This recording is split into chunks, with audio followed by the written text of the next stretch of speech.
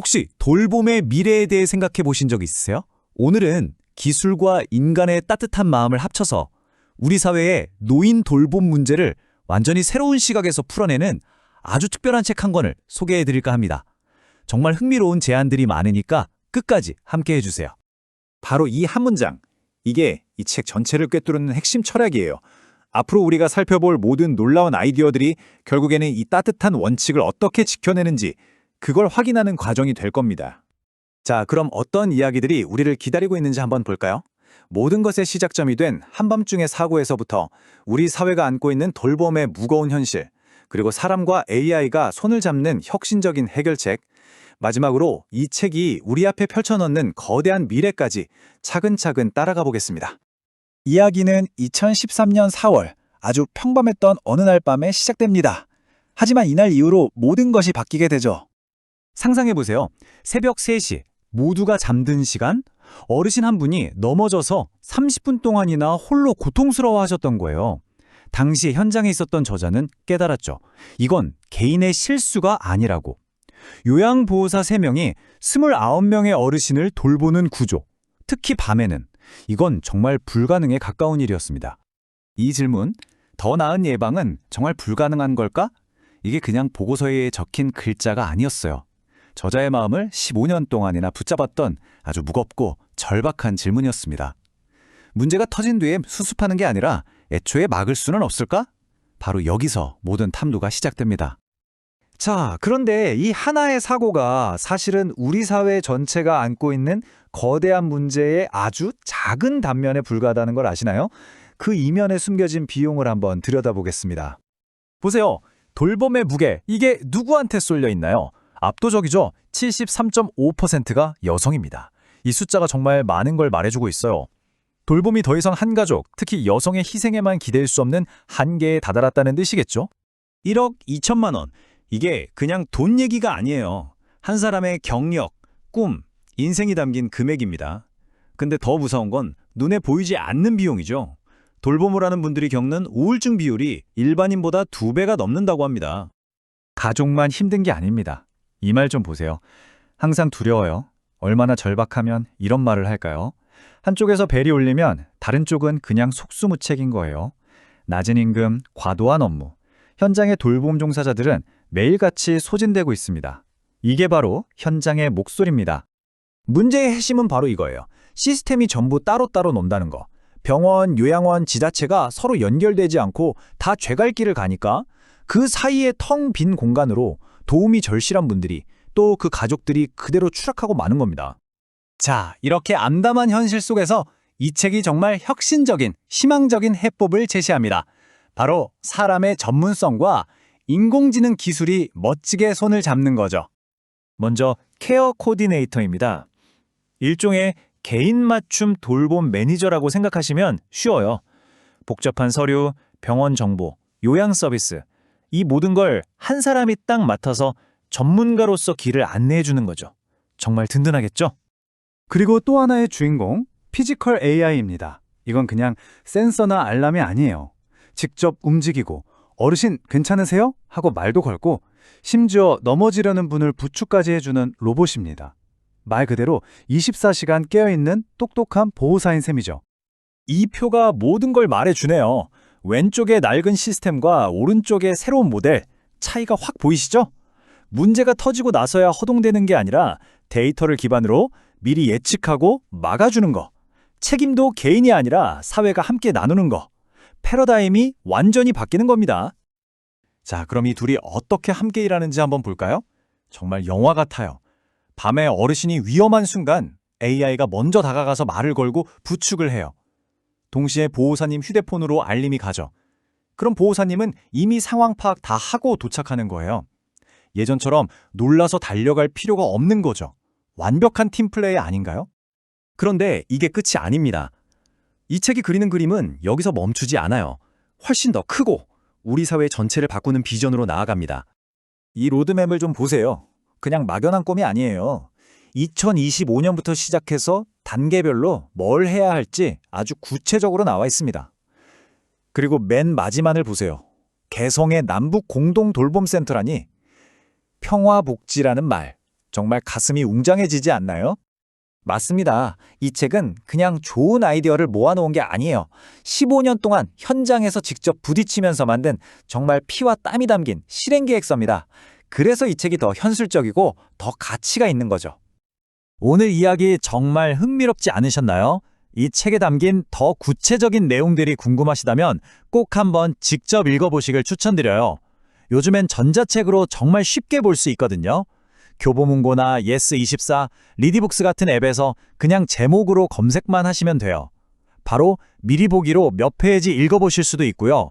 우리 모두의 미래가 걸린 문제인 만큼 시간을 내서 읽어볼 가치가 충분하고도 남습니다.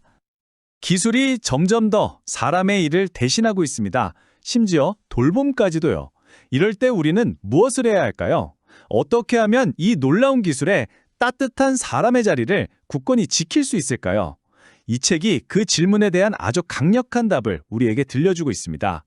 미래는 그냥 오는 게 아니라 바로 지금 우리의 선택으로 만들어지는 거니까요.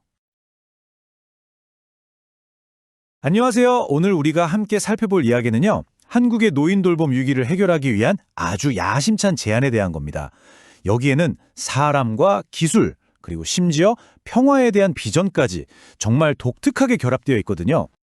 때는 2013년 4월, 모두가 잠든 깊은 새벽이었습니다. 어둡고 적막한 요양원 복도를 가르며 한 요양보호사의 다급한 외침이 울려 퍼졌습니다. 30분. 이 숫자가 대체 뭘 의미할까요?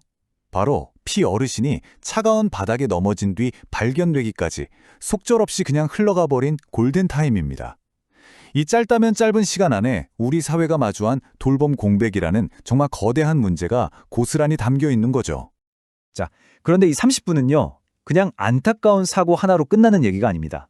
사실 이건 우리 노인 돌봄 시스템 전체가 겪고 있는 훨씬 더 구조적인 위기를 보여주는 하나의 상징 같은 사건이었어요. 한번 생각해 보세요. 그날 밤 근무하던 요양보호사는 단 3분이었습니다. 그런데 이분들이 돌봐야 할 어르신은요, 무려 29분이었어요. 이건 뭐 물리적으로나 인간적으로나 거의 불가능에 가까운 상황인 거죠. 이런 구조 속에서는 돌봄의 공백이 생기는 게 어쩌면 필연적이었을지도 모릅니다. 그리고 이 위기는 정말 시간이 없습니다. 데이터를 보면요, 한국은 다른 어떤 선진국보다도 그냥 비교가 안 될 정도로 빠르게 늙어가고 있거든요. 프랑스가 115년 걸려서 고령화 사회가 된 걸 우리는 단 25년 만에 해냈고요.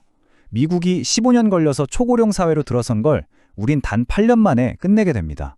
우리 돌봄 시스템이 감당해야 할 압박이 정말 상상을 초월하는 수준이라는 뜻이죠. 자, 그럼 이 위기가 구체적으로 누구에게 어떤 짐을 지우고 있는지 한번 들여다보죠. 바로 가족 그리고 돌봄 현장의 전문가들, 이 양쪽 모두에게 말입니다.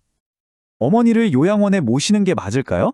비용을 감당하면서 가족들은 매일 이런 고통스러운 질문을 스스로에게 던져야 합니다. 효도라는 마음의 짐과 냉정한 경제적 현실 사이에서 겪는 혼란은 정말 말로 다 할 수 없겠죠. 그럼 이번에는 현장을 지키는 돌봄 전문가들의 현실을 한번 볼까요? 낮은 임금, 엄청난 육체적, 감정적 노동 강도. 그 결과가 뭔지 아세요? 연간 이직률이 무려 35.2%에 달합니다. 힘들게 기술을 익힌 숙련된 인력들이 계속해서 현장을 떠나고 있다는 거죠. 문제의 또 다른 핵심은 바로 이 파편화입니다. 이게 무슨 말이냐면요. 한 어르신을 위해 병원, 약국, 복지관, 재가센터, 보건소 정말 많은 곳에서 서비스를 제공해요. 근데 문제는 정작 이 기관들끼리는 서로 전혀 소통을 안 한다는 겁니다. 결국 서비스는 중복되거나 빠지고 혼란만 커지는 거죠. 자, 그럼 이렇게 아무도 서로 이야기하지 않는 시스템, 도대체 어떻게 고쳐야 할까요? 놀랍게도 제안된 해결책의 첫 번째 부분은 아주 인간적인 데서 시작합니다. 바로 케어 코디네이터라는 개념의 도입입니다. 이분들은 단순히 또 다른 서비스를 제공하는 사람이 아니에요. 비유하자면 한 사람의 전체 돌봄 여정을 지휘하는 인간 관제탑 같은 역할을 하는 거죠. 모든 걸 총괄하는 단 한 명의 전문가가 생기는 겁니다. 그러니까 이 케어 코디네이터가 딱 중심을 잡아주는 겁니다. 이전에는 제멋대로 흩어져 있던 병원, 복지관, 재가센터 같은 서비스들을 하나로 쫙 깨어서 오직 한 사람만을 위한 아주 일관된 돌봄 계획으로 만들어내는 거죠. 하지만 사람이 24시간 내내 곁에 있을 순 없잖아요. 바로 여기서 이 해결책의 두 번째 기둥, 바로 기술이 등장합니다. 여기서 말하는 기술은요, 그냥 넘어지면 삐 하고 경보 울리는 그런 단순한 센서가 아니에요. 완전히 새로운 개념인 피지컬 AI를 말하는 겁니다. 물리적으로 직접 개입하는 인공지능이죠. 예를 들면 어르신이 균형을 잃는 순간 스스로 다가가서 부축하고 밤중에 화장실 가실 때 동행하는 식으로요. 피해 어르신에게 일어났던 비극 자체를 예방할 수 있는 그런 로봇 파트너를 말하는 겁니다. 이게 정말 중요한 지점인데요. 핵심 철학은 이겁니다. AI는 절대 인간의 돌봄을 대체하는 게 아니라는 거예요. 오히려 요양보호사들이 좀 더 인간적인 돌봄에 집중할 수 있도록 도와주는 아주 강력한 도구라는 거죠. 그러니까 이상적인 그림은 이런 겁니다. AI가 24시간 내내 지치지도 않고 모니터링하고 위험을 예방하는 힘든 일을 맡아주면 우리 인간 돌봄 인력은 감정적인 교감이나 복잡한 의사결정처럼 정말 사람만이 할 수 있는 일에 더 깊이 집중할 수 있게 되는 거죠. 완벽한 파트너십 아니겠어요? 그런데 이 이야기는 여기서 끝나지 않습니다. 이 사람과 기술을 결합한 K-케어 모델은요, 국내 문제 해결을 넘어서 훨씬 더 큰 그림을 그리고 있거든요. 정말 담대한 비전이죠. 이 로드맵을 보면 정말 놀랍습니다. 보세요. 2026년에 케어 코디네이터 제도를 시범 도입하는 걸로 시작해서 2028년에는 이걸 전국으로 확대하고 AI 기술까지 통합합니다. 그리고 마침내 2032년에는요. 국경을 넘어서 개성공단의 남과 북이 함께하는 평화복지 돌봄센터를 만들자는 구상으로까지 이어집니다. 복지가 평화의 기반이다. 바로 이 대담한 아이디어가 이 모든 비전의 핵심입니다. 남한의 앞선 기술과 북한의 인력이 만나서 따뜻한 돌봄을 함께 제공하는 것. 그것이야말로 분단의 상처를 치유하고 서로 신뢰를 쌓는 강력한 첫걸음이 될 수 있다는 거죠. 새벽 3시에 일어난 한 번의 안타까운 낙상 사고에서 시작해서 한반도의 평화라는 거대한 비전까지, 우리 사회 가장 약한 고리를 돌보는 일이 과연 평화를 향한 진정한 길이 될 수 있을까요? 이 질문을 여러분께 남기면서 오늘 이야기 마치겠습니다.